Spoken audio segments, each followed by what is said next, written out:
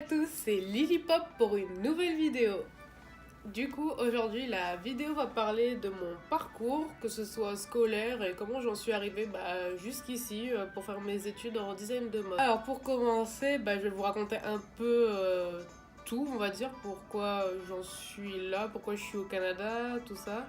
J'ai commencé vraiment jeune à bien aimer la couture, customiser mes vêtements, tout ça, vraiment très jeune. J'étais encore en primaire et ma mère elle avait une boîte de couture et j'aimais bien aller lui piquer des aiguilles pour aller coudre des perles, que ce soit sur des gilets et tout. Mais comme je savais pas coudre, là ça tenait pas, ou je prenais les deux épaisseurs du tissu, du coup je pouvais pas passer mon bras dedans et tout. Mon père ou ma mère ils allaient m'acheter un peu de tissu et du coup je m'amusais à faire des vêtements là pour mes poupées. C'est drôle parce que des fois genre je pouvais pas enlever le vêtement de la poupée du coup parce que comme je lui avais cousu dessus puis je mettais pas de fermeture éclair, c'était vraiment genre elle était habillée pour toute sa vie de la même façon. Et puis après je faisais que de la couture à la main, j'avais pas de enfin j'avais une machine mais je savais pas comment l'utiliser, du coup je faisais tout à la main, je faisais vraiment beaucoup de trucs à la main. Collège, j'ai recommencé à me lancer dans ça, vraiment m'intéresser un peu plus. Du coup, je me souviens, j'avais un uniforme dans mon collège.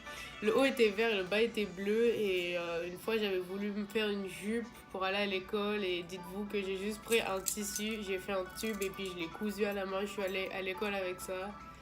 Franchement, j'étais pas sereine, j'avais vraiment peur que ça commence à se découdre et tout. Puis après, j'avais fait un bonnet de Noël, vraiment très grand et tout. Puis je l'avais cousu à la main, j'avais collé des perles dessus, des strass. Je l'avais bien stylé, j'avais mis un pompon, tout ça. Mais ça m'avait pris vraiment tout un après-midi de le coudre à la main. C'était vraiment long, je voulais que ce soit solide et tout. Enfin, c'était vraiment sketch. De tout faire à la main, c'est ok. Là, je kiffais vraiment ce que je faisais. Là, je prenais mon temps et tout. Mais c'est vrai que c'est pas très solide de le faire à la main. Je connaissais pas tous les types de points qui existent. Du coup, c'était vraiment compliqué. Et puis même, j'aimais bien faire des petites pochettes, que ce soit les pochettes pour mettre son téléphone dedans ou même des pochettes pour mettre, je sais pas, un peu tout et n'importe quoi. Du coup, je me souviens une fois, j'étais allée dormir chez Momo. Elle se reconnaîtra. Et puis elle devait partir au Carbet, puis elle avait pas une trousse assez grande. Du coup, je lui ai dit, vas-y, prends du tissu et là, je te fais une trousse. Et du coup, je lui ai fait une trousse avec un torchon. Et puis c'était vraiment. Enfin, j'étais fière là, genre elle était toute contente et tout. Enfin, on était jeunes, hein. Je pense qu'on était genre en 6ème, là, on devait avoir 11 ans comme ça et tout. Franchement, c'était trop cool. Et du coup, après, mes parents, ils ont vu que j'aimais vraiment bien coudre et tout. Du coup, ils ont décidé de me prendre des cours avec quelqu'un qui connaissait. Et du coup, là, j'ai pu commencer à apprendre à coudre à la machine. Franchement, et j'étais trop bête, hein. Je pensais que le pied de la machine, fallait que j'appuie genre comme ça pour faire avancer. Alors, t'as juste à laisser appuyer, là, puis ça va coudre.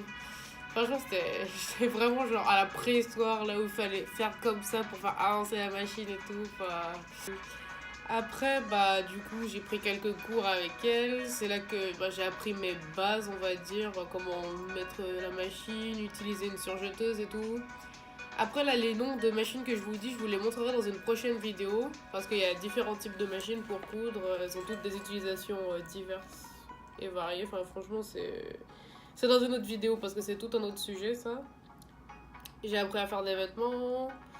Franchement, j'aimais bien ce que je faisais avec cette personne-là, mais à chaque fois, j'étais pas intéressée comme maintenant je suis intéressée. Enfin, je sais pas, je voulais la facilité, du coup, des fois, elle faisait beaucoup de choses à ma place, et du coup, quand j'ai arrêté de faire des cours avec elle, je savais pas faire grand-chose. Enfin, je savais faire des trucs là, mais genre, je retenais pas les trucs qu'elle faisait à ma place, quoi. Dans un an, c'était genre une fois par semaine.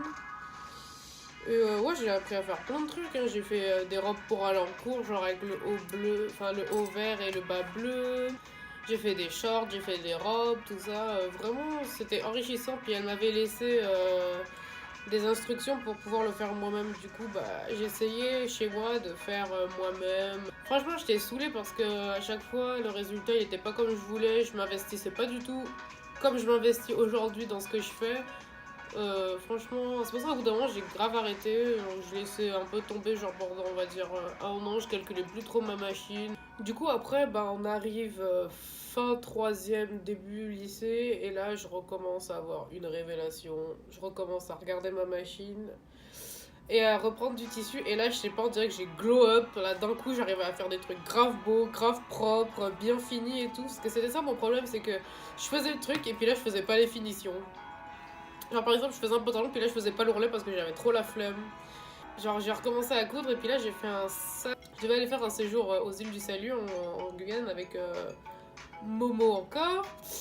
Et du coup, bah, je m'étais fait un grand sac pour pouvoir mettre serviettes, crème solaire, tout le bordel de pour aller se faire bronzer, quoi.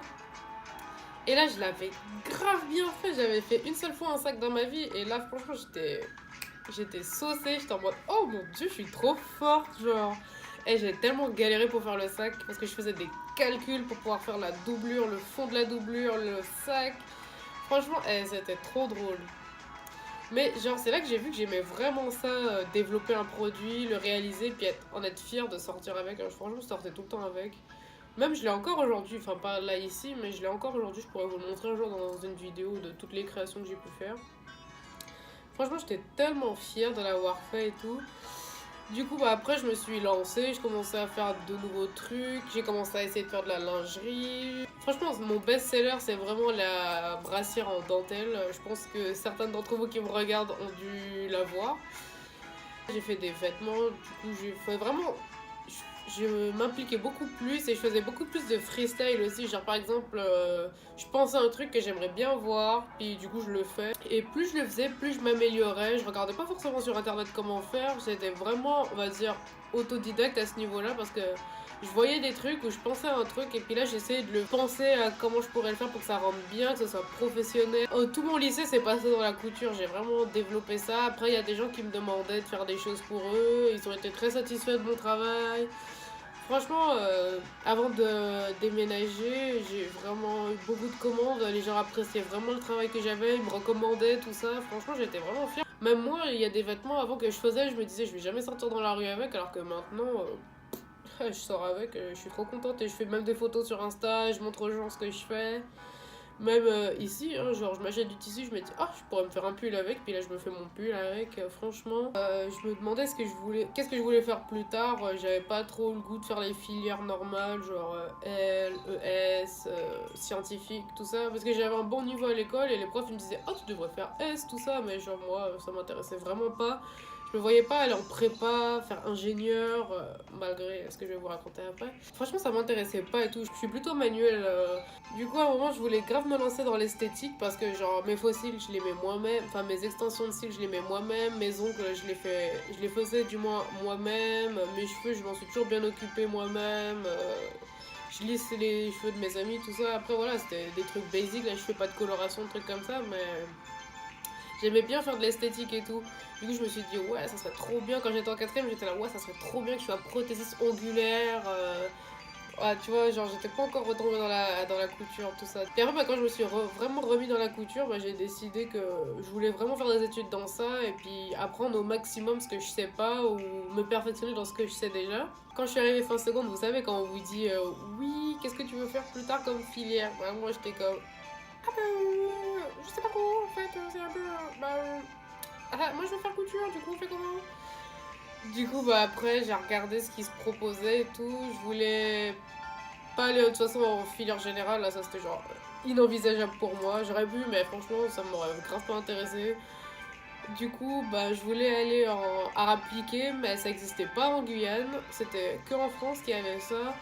Du coup, bah je suis allée en STI, sciences de l'ingénieur et du développement durable. Franchement, plot twist là.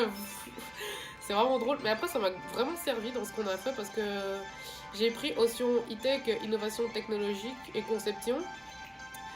Du coup, bah, on faisait beaucoup de conception, développement de projets, on avait des logiciels 3D, on apprenait à faire des pièces en 3D et tout. Franchement, c'était super intéressant et moi je pense que c'est pas une mauvaise chose que j'ai fait ça parce que j'ai quand même des bases du coup en ingénierisme et tout. Du coup, bah, ça pourra toujours me servir.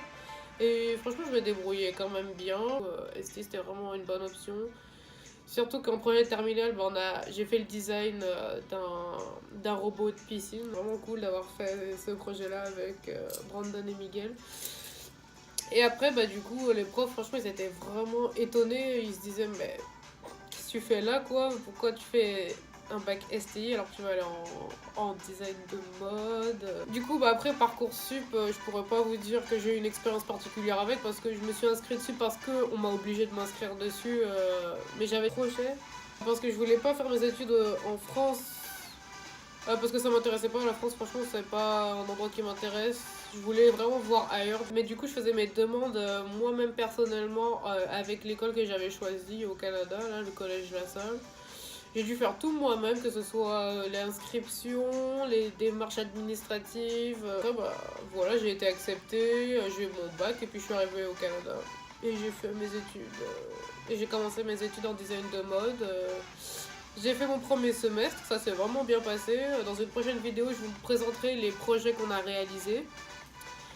Que ce soit les projets visuels ou les projets couture, hein. Franchement je vous montrerai. Et puis du coup voilà, bah, c'est mon parcours de comment je suis passée de collège couture exclusive à la main à maintenant je sais coudre à la machine industrielle. Je sais faire des collections sur ordinateur, à toutes les choses que je sais faire maintenant aujourd'hui. Du coup, si vous avez d'autres questions, je pense que je ferai peut-être une vidéo Ask. Vous me poserez les questions sur Instagram et puis après, bah, j'essaierai de vous répondre en vidéo. Bref, j'espère que cette vidéo vous a plu. C'était Lily Pop en 1080p sur vos écrans.